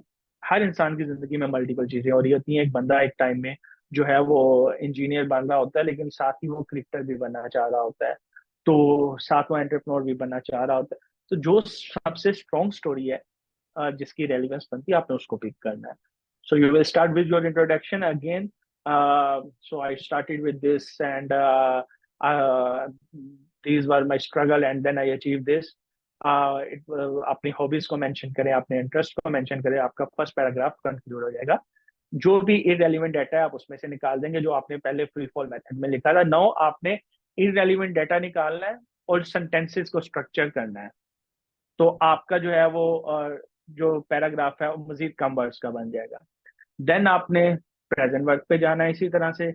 Okay, currently what are you doing? जी करंटली आई एम जो है studying in this semester and मैं इस सोसाइटी का पार्ट हूँ, या मैं ये एक्टिविटी कर रहा हूँ, ये स्टार्टअप चला रहा हूँ, उसको आप लिखोगे। देन आप अपने पास्ट वर्क को अगेन इररेलेवेंट डाटा निकालोगे जो उस स्टोरी से रिलेट डाटा करेगा। अब यहाँ पे हमारे पास 250 वर्ड्स हैं। अभी हम वर्ड्स का नहीं सोच रहे, अभी हम जस्ट इररेलेवेंट डाटा निकालें। तो अगेन आप उसको जो है वो रिप्लेस करोगे, चीजों को जो इररेलेवेंट डाटा है उसको निकाल दोगे। जब आप सेकंड आइट्रेशन करोगे, आप सिर्फ उस स्टोरी से रिलेटेड डाटा, उसको स्टॉप आउट करने से रिलेटेड डाटा रखोगे। बाकी जो है आपकी इररेलेवेंट अचीवमेंट्स या स्ट्रगल्स है उसको निकाल दोगे। सो कीप इन माइंड, आपके पहले पैराग्राफ से लेके लास्ट पैराग्राफ तक एक कोहेरेंस होनी चाहिए, एक स्टोरी लाइन मिलनी चाहिए। ये नहीं होना चाहिए कि मैं जो है फर्स्ट पैराग्राफ में क्रिकेटर था, सेकंड में जो है वो वही बात है कि मैंने वो शुरू कर दिया, फुटबॉल शुरू कर दिया, और अब फ्यूचर में जो जाके मैं हॉकी खेलना चाह रहा हूँ। यहाँ पे आपके आप जो है वो टोटली खत्म हो गए, वो आपकी रिजेक्शन बन गई। ये तो जरूर हो सकता है कि हाँ यार, मैं पास में जो था वो क्रिकेटर था, लेकिन अभी जो करंटली मैं फुटबॉल खेल रहा हूँ, फ्यूचर में भी फुटबॉल ही खेलना चाह रहा हूँ। दैट्स वाई मैं जो है यूएस में का जो फलानी जो यूनिवर्सिटी है वहाँ पे फुटबॉल के अच्छे कोचेज हैं, या फुटबॉल की अच्छी स्टडी हो रही है, उस चीज पे फोकस करूंगा। नाउ आपका जो सेकंड ड्राफ्ट होगा वो जो है वो इन चीजों से सारा पाक होगा, इररेलेवेंट डाटा से सारा पाक होगा। वो होगा अगेन वो कोई 400 500 वर्ड का हो सकता है, 300 वर्ड का हो सकता है। Now there is a turn कि आप थर्ड ड्राफ्ट करो, और third draft should be under 200 words. वो आप कैसे लिखोगे? अब आपने डाटा को कंपाइल करना है अपने सेंटेंस स्ट्रक्चर में। फॉर एग्जांपल कैसे करते हैं? मैं फॉर शौकत खानम के लिए जो है वो ब्लड डोनेशन करता हूँ, ब्लड रन कैंपेन करता हूँ, मैं रेड क्रॉस के लिए करता हूँ। ये मैं एक एग्जांपल दे देता हूँ जी। मैं जो है वो चुगताई लैब के लिए करता हूँ, एग्जांपल है, ठीक है। अब मैं एक ही काम कर रहा हूँ मल्टीपल ऑर्गेनाइजेशन के लिए, तो मैंने उसको डिफाइन कैसे करना है? तो your sentence should be what you are doing, उसका इम्पैक्ट क्या है और किसके लिए किया है। सो मैं लिखूंगा कि जी I manage the blood donation या blood run campaigns and impacted the lives of like 15,000 people and served Shaukat Khanum, red cross और दिस। तो एक ही काम मल्टीपल ऑर्गेनाइजेशन के लिए किया था, लेकिन मैंने बता दिया कि इस काम में मैंने इतने लोगों को इम्पैक्ट किया और इस ऑर्गेनाइजेशन को सर्व किया। ऑर्गेनाइजेशन के नेम लिखना जरूरी नहीं है, but in some cases definitely you can write जहां पे जरूरी है, इंपॉर्टेंट है।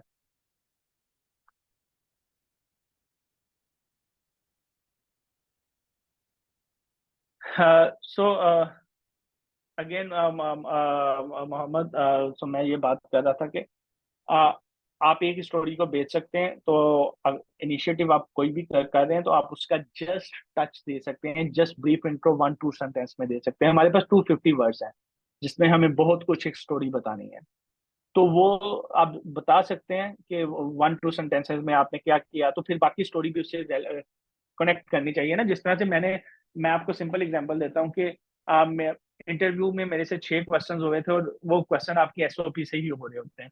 तो उसमें से 2 क्वेश्चन मैंने इतना बड़ा अपना मतलब कि वो सारा लिखा हुआ था कि मैं ये किया वो किया, और एक छोटा सा मैंने लिखा हुआ था कि मुझे पोइट्री लिखने का शौक है। ठीक है, तो मेरे से 2 क्वेश्चन जो है वो इस पे हुए थे कि वाई, मतलब कि आप पोइट्री में जो है वो आगे स्टडी क्यों नहीं कर रहे, आपने उसको अपना प्रोफेशन क्यों नहीं बनाया। इस तरह के क्वेश्चन मेरे से हुए थे, तो आप जरूर मेंशन करें। देन वो जो है वो क्लियर होना चाहिए क्वेश्चन।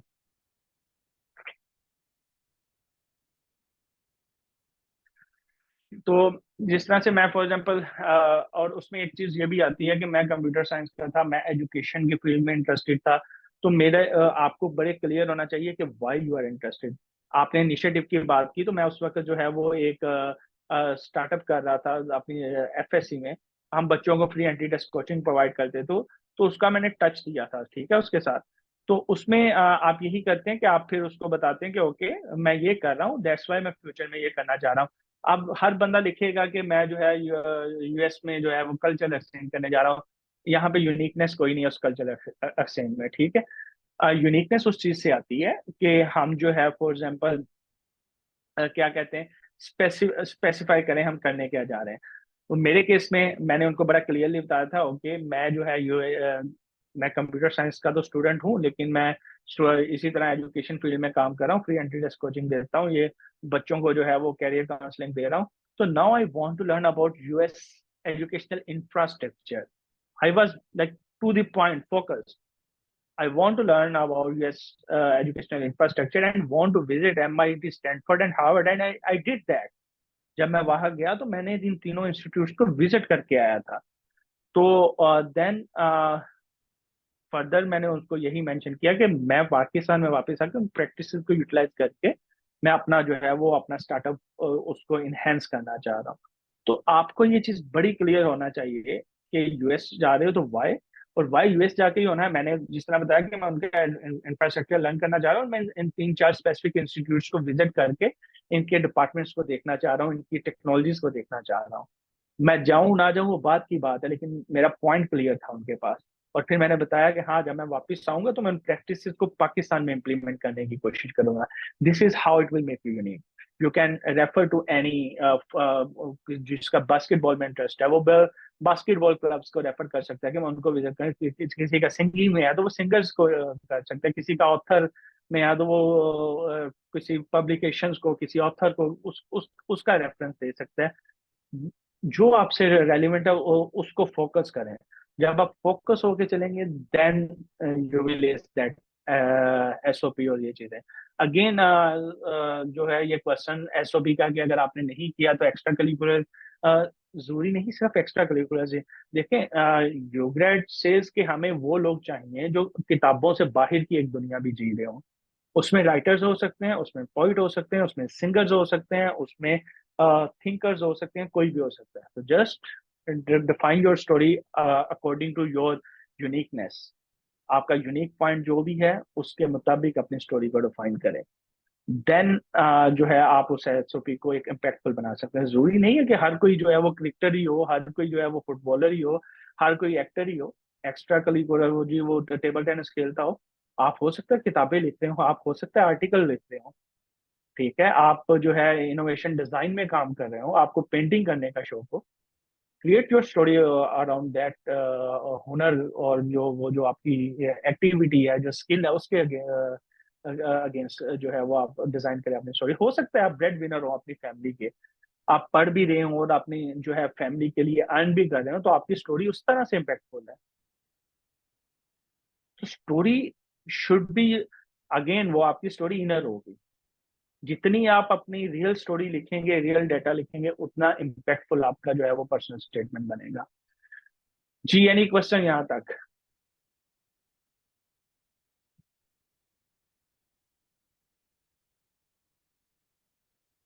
दूसरा, जब आपका तीसरा ड्राफ्ट जो है वो रेडी हो जाता है, 250 वर्ड्स के अंदर आ जाता है, देन आस्क समवन जिसकी इंग्लिश अच्छी है उसको just review the grammar mistake और these things. Fancy English use नहीं करनी, फैंसी जो आपकी रियलिटी है उसी पे रहें। फैंसी इंग्लिश से आपके स्कोर्स नहीं बढ़ेंगे, स्टोरी से बढ़ेंगे, रियल इम्पैक्ट से बढ़ेंगे। तो जरूर अपने किसी भी ऐसे दोस्त को जिसकी इंग्लिश अच्छी, जस्ट फॉर द रिफाइनमेंट उसको चेक करवाएं, और अगर हो सके किसी भी, देन आपने जो है वो अलमनाई से रिव्यू करवा लें। Otherwise review just just a kind of spot, otherwise तो हमारे दौर में तो रिव्यू भी कोई नहीं करता था। ये तो हमने 2016 में ये काम सारे शुरू किए हैं। तो इस चीज को करें, वंस वो हो जाए तो उसको सबमिट करें। फिर आ जाता है फाइनल डॉक्यूमेंट्स का। डॉक्यूमेंट्स में आपने अगेन वो लिस्ट अपलोड करनी है डॉक्यूमेंट्स की, आपने ट्रांसक्रिप्ट अपलोड करनी है दोनों। वो जो भी आपकी यूनिवर्सिटी की लास्ट जो भी आई हुई है थर्ड सेमेस्टर तक या सेकंड सेमेस्टर तक, उसको अगर ओरिजिनल ट्रांसक्रिप्ट है तो ओरिजिनल की आपने स्कैन करनी है। अगर आपने ऑनलाइन ट्रांसक्रिप्ट डाउनलोड की तो वो रजिस्ट्रार के से वेरीफाइड करवा के वो अपलोड करनी है। देन डिग्रीज ऑप्शनल है, टेस्ट स्कोर ऑप्शनल है, एडिशनल एडिशनल डॉक्यूमेंट्स जो हैं अप टू 5 फाइल्स आप अपलोड कर सकते हैं। हर फाइल का साइज जितने भी अपलोड डॉक्यूमेंट का फाइल का साइज है वो 1 MB है। 1 MB से ज्यादा आप फाइल साइज अपलोड नहीं कर सकते। सो अगर आप 5 फाइल्स इधर अपलोड कर तो हम एडवाइस यही करते हैं कि आप अपने डॉक्यूमेंट्स को कैटेगराइज कर लें। जो आप इस दफा इन्होंने कैटेगरिकली बता दिया कि 5 ईयर से पुराने डॉक्यूमेंट सबमिट ना करें। सो ये डॉक्यूमेंट क्या होंगे? आपके इंटर्नशिप सर्टिफिकेट होंगे, आपके एक्स्ट्रा करिकुलर या स्पोर्ट्स सर्टिफिकेट होंगे, कोई भी जो है लेटर ऑफ एप्रिसिएशन मिला हुआ है वो होगा। तो आप उनको कैटेगरीज में डिवाइड कर लें। एक फाइल में सारे जो है आप वो वाले सर्टिफिकेट लगा लें, एक्स्ट्रा करिकुलर के एक में, को करिकुलर के लगा लें, एक में एक्सपीरियंस लेटर लगा लें और उनको अपलोड कर दें। सो अगर आप इस आर्टिकल पे अगेन दोबारा जाएंगे, पढ़ेंगे इसको, तो यहाँ पे हमने फाइलें बनाने का, कैसे आपने पीडीएफ बनानी है, उसका साइज कैसे कंप्रेस करना है अगर बड़े साइज की बन गई, वो ये सारे लिंक्स हर चीज मैंने इसमें दी हुई है। So this is the first step जो कि आपको अभी के लिए करंट स्टडी में चाहिए, वो ये एप्लीकेशन पोर्टल है जिसको मैंने बड़ा डिटेल में एक्सप्लेन वर्बली भी किया है। मैंने आपको आर्टिकल का लिंक भी बता दिया है, आपके साथ ऑलरेडी टीम शेयर भी कर चुकी है। नाउ आपके जो भी क्वेश्चन है मैं उसको रिस्पॉन्ड करने को रेडी हूँ। अस्सलाम वालेकुम सर। वालेकुम सलाम। सर ये आपने एसओबी के बारे में बताया था, तो फोर्थ पैराग्राफ आपने कहा था वाई यूएस के, यूएस हम क्यों जाएंगे, तो उस बारे में थोड़ा सा अगर डिटेल से बता दें। अब्दुल्ला, अभी मैंने स्टोरी शेयर की है कि why US, for myself the US was okay, I want to learn, because मैं जो एडटेक में काम कर रहा था, एजुकेशन में काम कर रहा था, एक कंप्यूटर साइंटिस्ट था। तो I clearly defined okay, I want to learn about US educational infrastructure. मैंने अभी वो जो ये बताया अभी थोड़ी देर पहले कि मैं आपको अपनी फील्ड से स्पेसिफिक होना पड़ेगा कि ओके, मैं यूएस का एजुकेशनल इंफ्रास्ट्रक्चर को लर्न करना चाह रहा हूँ और उन लर्निंग्स को वापस आके मैं पाकिस्तान में इम्प्लीमेंट करना चाह रहा था, पाकिस्तान के सिनेरियोज में। और I wanted to collaborate with the people there कि मैं एजुकेशन का एक स्टार्टअप इनिशिएट कर सकूँ। Then I categorically mentioned the name of institute. I want to visit MIT, Harvard, and Stanford. And I visited. मैंने extra effort put की कि मैं इन तीनों इंस्टीट्यूट को देख के आऊँ, और फिर मैं देखने गया उसको, विजिट किया, मैंने उनके कैंपसेस को विजिट किया। तो ये मेरी यूनिक स्टोरी थी। अब आपके केस में हो सकता है कि आप सिंगिंग का शौक रखते हो, जरूरी नहीं है वो डिग्री से ही हो। तो आप मेंशन करोगे ओके ओके यहाँ पे जो है वो डांस के या म्यूजिक के कोर्सेज अच्छे होते हैं, आई मैं यहाँ से लर्न करना चाह रहा हूँ, या इस स्टूडियो को मैं विजिट करके वहां से लर्निंग करना चाह रहा हूँ, तो मैं कम्युनिटी वर्क के जरिए ये चीज करना चाह रहा हूँ। हो सकता है एक बंदा जो है वो कंप्यूटर का जो है वो कोडिंग का कीड़ा हो, उसको बहुत ज्यादा वो उसमें जो है उसका शौक हो वो कोडिंग वाला, तो वो कहेगा कि ओके मैं जनाब फलानी यूनिवर्सिटी में जाके देखना चाह रहा हूँ कि एआई में ये क्या काम हो रहा है, या यूएस में एआई में क्या काम हो रहा है। तो be specific related to your domain, your field, your your wish, और जो आप इनोवेट करना चाह रहे हैं, तो फिर जो है वो एक पावरफुल बनेगा। वो पर्पस आपकी स्टोरी के साथ लिंक करना चाहिए। ये नहीं होना चाहिए कि वो वही बात है कि फ्री फॉल कोई बाल घूम रही है, जिस तरह मैंने स्टार्ट में कहा था कि ये नहीं करना कि आपका जो प्रेजेंट है वो शो कर रहा हो कि आप एक फुटबॉलर हो, और पास शो कर रहा हो आप क्रिकेटर हो, और फ्यूचर आपका शो कर रहा हो कि आप हॉकी खेलने जा रहे हैं। प्रेजेंट की बेस पे आप जो करंट प्रेजेंट की बेस पे करंट चेंज हो सकता है, करंट की बेस पे फ्यूचर जो है उसको लीड कर सकता है। फॉर एग्जांपल वही जो मैंने एग्जांपल अगेन मैं स्पोर्ट्स की इसलिए दे रहा हूँ, इजी टू अंडरस्टैंड है ना, कि मैं पहले क्रिकेट खेलता था, जब मैं जब कॉलेज में आया तो मैंने फुटबॉल खेलनी शुरू कर दी, फिर यूनिवर्सिटी में भी मैंने फुटबॉल खेलता रहा। तो दैट मीन के मैं ये क्लेम कर सकता था कि हाँ यूएस में जो है मैं फुटबॉल का फलाना क्लब जो है वो जो है वो उसको जाके देखना चाह रहा हूँ, वहाँ सीखना चाह रहा हूँ, या उनके जो है यूनिवर्सिटीज में फुटबॉल का इंफ्रास्ट्रक्चर अच्छा है तो मैं ऑन कैंपस जो है वो ट्रेनिंग लूंगा। This kind of claims you can make.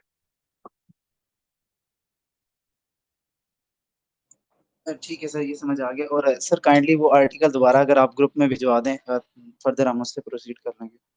मैं टीम से रिक्वेस्ट कर देता हूँ, अभी ग्रुप में आ जाता है। हमारा काइंडली इसको चेक कर लीजिएगा, वो लिंक इनके साथ शेयर कर दें। मैं ये लिंक अभी आपको इधर भी दे और देता सर एक हूँ और क्वेश्चन था, चैट। मतलब हमने अब फर्स्ट 3 पैराग्राफ तो चने कवर कर लेंगे। देन जो आपने ये सारी स्टोरी बताई कि हमने बताना होगा कि उन्हें हमने फर्दर ये गोल्स वहाँ पे जाके अचीव करने हैं या विजिट करना है, देन वापस आके इस प्रैक्टिस को फर्दर प्रोसीड करना है। तो इस सारी स्टोरी में ये 250 वर्ड से ऊपर नहीं निकल जाएगी अगर ये स्टोरी, क्योंकि थोड़ी सी बड़ी नहीं हो जाएगी, इनहेंस हो जाएगी। अब्दुल्ला दैट्स वाई मैंने आपको एक ये जो मैंने अभी लिंक की चैट में भी शेयर कर दिया है इसको। इसमें प्रॉपर स्टेप्स लिखे हुए हैं ना, कि अगेन पहले फ्री फॉल लिखते हैं आप। फ्री फॉल में आपके जो वर्ड्स हैं अब वो 1000 भी हो सकते हैं, 2000 भी हो सकते हैं। देन सेकंड ड्राफ्ट में आप इररेलेवेंट डाटा को एलिमिनेट करेंगे। दिस इज द आर्ट जिसकी बेस पे हमने सेलेक्ट करना है। अगर एक बच्चा यही नहीं कर पाएगा तो हम सेलेक्ट क्या करेंगे? तो कंपटीशन इसी को कहते हैं ना, कि 1000 ऑफ स्टूडेंट्स में से जस्ट जो है हमने 100 200 को सिलेक्ट करना है।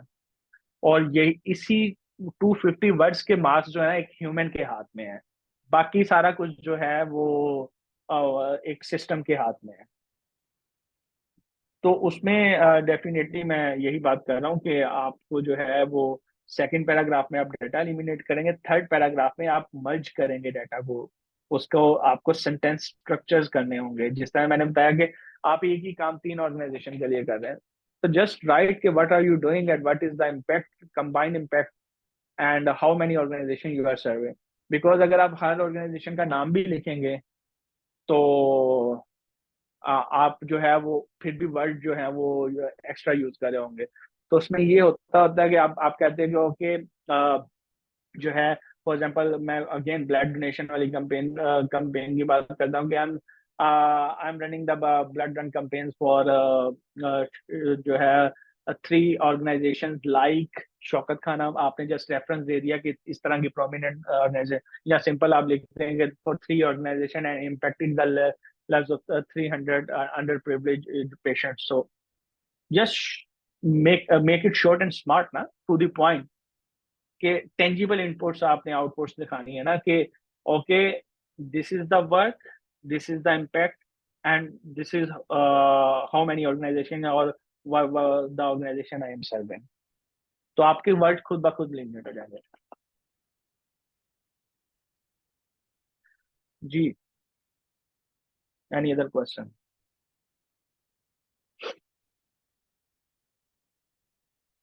अस्सलाम वालेकुम अवेश भाई। वालेकुम सलाम। अवेश भाई, आप कह रहे हैं कि डायरेक्ट जो एसओपी के मार्क्स हैं वो सिर्फ ह्यूमन के हाथ में है, बाकी जो नॉन एकेडमिक लाइक एक्टिविटीज हैं वो भी ऑटोमेटिकली सिस्टम उसमें से मार्क्स दे देगा, और जो सर्टिफिकेट्स हम ऐड करेंगे उनके भी मार्क्स, लाइक एक्स्ट्रा देखें करिकुलर वो एक्टिविटीज की होंगी उनके अगेन सर्टिफिकेट्स भी अगेन जो आपके प्राइमरी होते हैं ना, एक तो आपका जो एजुकेशनल रिकॉर्ड है उसकी बेस पे फिल्टर लगेगा, ठीक है। किस आपके ओवरऑल जो प्रोफाइल की बेस पे फिल्टर लगेगा। देन जो आप एक्स्ट्रा करिकुलर एक्टिविटीज ऐड करेंगे, that will be the plus, वो कहते हैं ना बाउंड्री पॉइंट्स, के जहाँ पे किसी का डेडलॉक आएगा सर्टिफिकेट्स, कुछ लोग 10 सर्टिफिकेट अपलोड कर देंगे, कुछ लोग 5 करेंगे, लेकिन सबसे पहले बड़ी स्टोरी जाएगी। जब मेरे पास फाइल आएगी है ना, तो उसके ऊपर जो रुब्रिक मेरे पास होगा, जिसको मार्किंग क्राइटेरिया कहते हैं, उसमें स्टोरी में मुझे मिलना है सारा कुछ। आपसे 250 वर्ड्स क्यों, आपने कंसेप्ट सुना होगा एलिवेशन पिच का, कि 30 सेकंड में आपने बिजनेस आइडिया सेल करना है, ठीक है। उसको एलिवेशन पिच इसलिए कहते हैं कि एक फ्लोर से दूसरे फ्लोर तक जाते हुए जितना जो है ना वो एलिवेटर टाइम लेगी, आपने उसमें अपने आप को बेचना है। तो अगर मुझे आपकी एलिवेशन पिच जो है वो अपील करेगी, तो मैं आपके सर्टिफिकेट भी खोल के देखूंगा और मैं बाकी चीजों को भी देखूंगा। सही। ठीक है अवेश भाई, बहुत बहुत शुक्रिया, थैंक यू सो मच। जी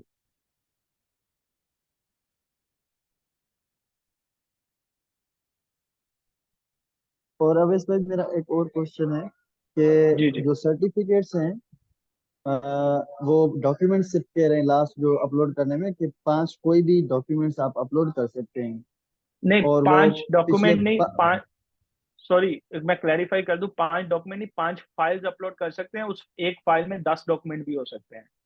यही मैंने आपको कहा कि आप जब आर्टिकल पढ़ेंगे ना, उसके नीचे मैंने लिखा हुआ है स्टेप वाइज, हर चीज को मैंने स्टेप वाइज एक्सप्लेन किया उस आर्टिकल में, कि आप मर्ज कर दें। फॉर एग्जाम्पल एक्स्ट्रा करिकुलर के जितने भी सर्टिफिकेट हैं उसको एक फाइल में मर्ज कर दें, को करिकुलर के जितने भी डॉक्यूमेंट्स हैं उसको दूसरी फाइल में मर्ज कर दें। एक डॉक्यूमेंट में 10 सर्टिफिकेट भी हो सकते हैं, 20 भी हो सकते हैं। उसका साइज 1 MB से ज्यादा नहीं होना चाहिए, और आप अप टू 5 फाइल्स अपलोड कर सकते हैं 1 MB की। अवेश भाई 2 MB है वहाँ लिखा हुआ, maximum two two M M B B चले, 2 MB कर लें, वो तो कोई इशू नहीं। मतलब जी जी जी। फाइल जो है वो आप 5 अपलोड कर सकते हैं। मुझे ठीक है, मैंने थैंक यू। आर्टिकल जो है वो, मुझे जाहिर है नंबर सारे जहन से निकले हुए हैं। हाँ, ठीक है। तो आप देख लें वो जो इधर लिखा होगा फाइल साइज जो है ना, हाँ 2 MB लिखा हुआ है।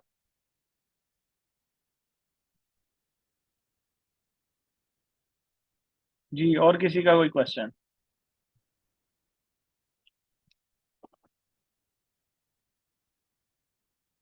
अवेश भाई माजरत, तीसरा भी क्वेश्चन है मेरे पास एक। नहीं सर, मैं आपके लिए बैठा हूँ, माजरत किस चीज़ की, आप पूछें। अ, मेरा ये क्वेश्चन था कि जो मेन हैं चीजें, फॉर एग्जांपल सारी अचीवमेंट्स तो मेंशन नहीं कर सकते एसओपी में, जो मेन है जो लाइक नेशनल लेवल पर है कोई, या हम्म एकेडमिक्स में लाइक ओवरऑल 20 5 जो कॉलेज के ईयर्स होते हैं उनमें टॉपर्स या किस तरह का एक एकेडमिक्स गोल्ड मेडल अचीव किया हो फॉर एग्जांपल। हम्म। तो इस तरह की बड़ी बड़ी चीजें मेंशन करें तो बेस्ट है, बाकी छोटी चीजों को वो काट लें एसओपी में से। देखें, एसओपी में वो चीजें मेंशन करते हैं जो आप पूरी एप्लीकेशन के किसी भी दूसरे सेक्शन में मेंशन ना कर सकें, ठीक है।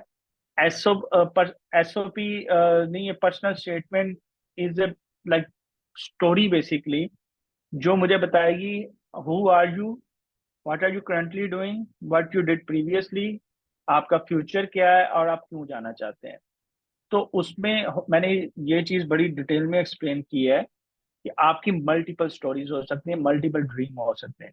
आपने वो स्टोरी पिक करनी है जो आपकी सबसे ज्यादा जिसको आप, जिसके लिए पैशनेट है, ठीक है। उस स्टोरी के ऊपर आपने करना है, और बाकी सारा डाटा उसको सपोर्ट कर रहा होगा, ठीक है।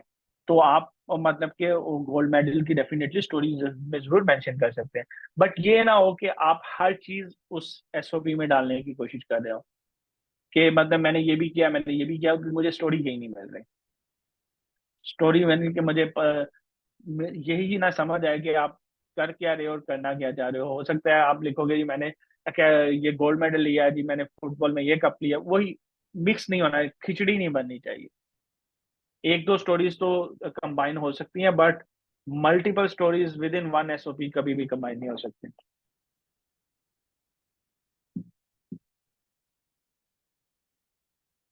थैंक यू अवेश भाई, बहुत बहुत शुक्रिया।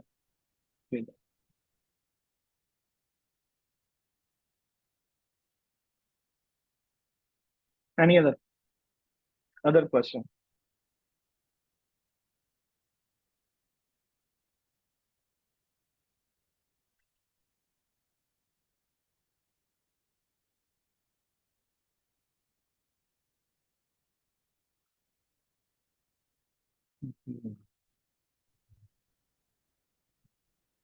अवेश भाई, हम जी क्या जी। जब एप्लीकेशन से रिलेटेड नहीं है, वहाँ एक्सचेंज से रिलेटेड है कि चांसेस मिलते हैं अगर यूनाइटेड नेशंस घूमना चाहे, यूनाइटेड नेशंस जाना चाहे बंदा?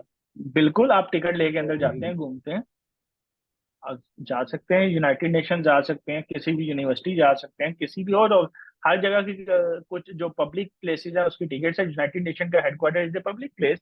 आप वहाँ टिकट लेके, उनकी टाइमिंग है, आप टिकट बुक करें, चले जाएं, देखें। सही सही, ठीक है sir.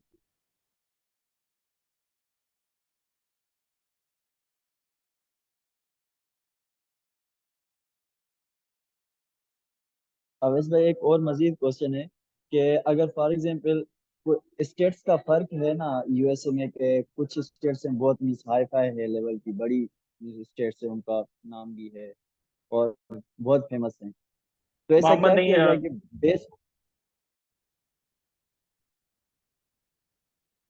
Hello, am I Audible?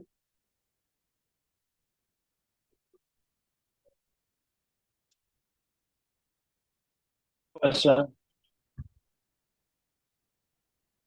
Hello जी जी हाँ। अवैस भाई, मैं क्वेश्चन पूछ रहा था कि अगर जो बेस्ट स्टेट्स हैं उनमें रिप्लेसमेंट के लिए क्या टिप्स हैं, कोई है टिप्स या स्टोरी से वो पढ़ेंगे नहीं, और उसके मुताबिक? देखिए प्लेसमेंट में किसी आप आपके पास इख्तियार ही नहीं है, तो इसलिए आप उस पे हम लोग डिस्कस करने का मतलब फायदा ही कोई नहीं। प्लेसमेंट आप में कहीं भी आपका इंटरेस्ट या आपकी मर्जी शामिल नहीं है।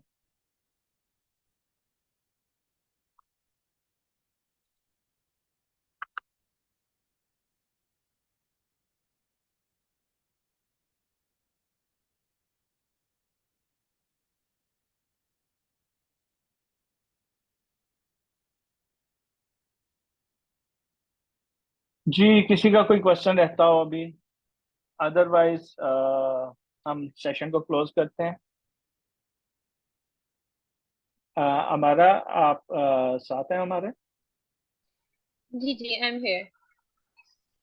जी, तो सेशन को वी शुड क्लोज और वी शुड वेट। वो ये थे कि some students commented on LinkedIn. So did you receive any questions that are not being addressed? या फिर if you have covered everything? Sorry, student ने क्या किया है? वो जो LinkedIn वाला पोस्ट था उस पे जी जी। some students said on the form that they have commented on the LinkedIn. So did you receive any comments on that? मैं अभी चेक कर लेता हूँ, मुझे ऐसा कोई स्पेसिफिक कमेंट तो नहीं मिला। एसओपी रिव्यू के एक दो कमेंट्स हैं, तो उसके लिए हमने प्रोसीजर सारा डिफाइन किया हुआ है, ग्रुप का लिंक दिया हुआ है, वहां पे जाके वो अपना एसओपी सबमिट करें, हम उसको उसके मुताबिक देख लेंगे। जी, मेरे पास जो है कोई ऐसा कमेंट नहीं आया, सिर्फ एक कमेंट था जिसको ठीक है, मैंने रिस्पॉन्ड किया हुआ था लिंक्डइन के ऊपर। ठीक है। I think you've तो covered everything. जो बाकी questions हमें एक form में भी receive हुए थे, you've covered all. और जो मैंने बीच में एक दो मैंने पूछ भी लिए थे आपसे, तो ठीक है, I think we can close the session if no one has any questions. Okay, ठीक है जी एवरीवन। अगर स्टिल आपका कोई क्वेश्चन हो प्लीज आप बेशक उस आर्टिकल के नीचे कमेंट करें, हमारे ग्रुप में जाके करें, ग्रुप में बाकी अलमनाई भी मौजूद हैं। मैंने उसी आर्टिकल में फेसबुक का ग्रुप का जो वो लिंक दिया हुआ है। देन अगेन मेरे लिंक्डइन पे आए, आप मैसेज करें and any use any channel जहां भी आपको जरूरत पड़े।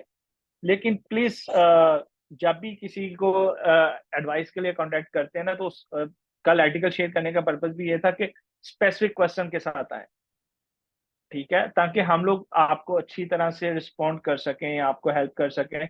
अदरवाइज अगर कोई जेनेरिक क्वेश्चन हमें सेंड करता है तो ऑनेस्टली हमारा भी फिर रिस्पॉन्ड करने को दिल नहीं करता, क्योंकि हमारे पास और इतने जो है वो साइड पे चीजें चल रही होती हैं। तो एक चीज वॉलंटियर अगर एक्टिविटी करें तो it should be beneficial for both the parties, जो आपको एडवाइस कर रहा है और जो एडवाइस ले रहा है। तो स्पेसिफिक क्वेश्चन के साथ आए, बेशक 100 क्वेश्चन पूछें, क्वेश्चन पूछने में बुराई नहीं है, लेकिन वो क्वेश्चन जो है उसमें से कुछ नॉलेज या कुछ वे फॉरवर्ड निकल रहा हो। ठीक है जी, thank you very much, see you soon इंशाल्लाह, अल्लाह हाफिज। Thank you so much, Wes, for joining and for your time. It was a welcome great जी, session. थैंक यू, अल्लाह हाफिज। Nafis.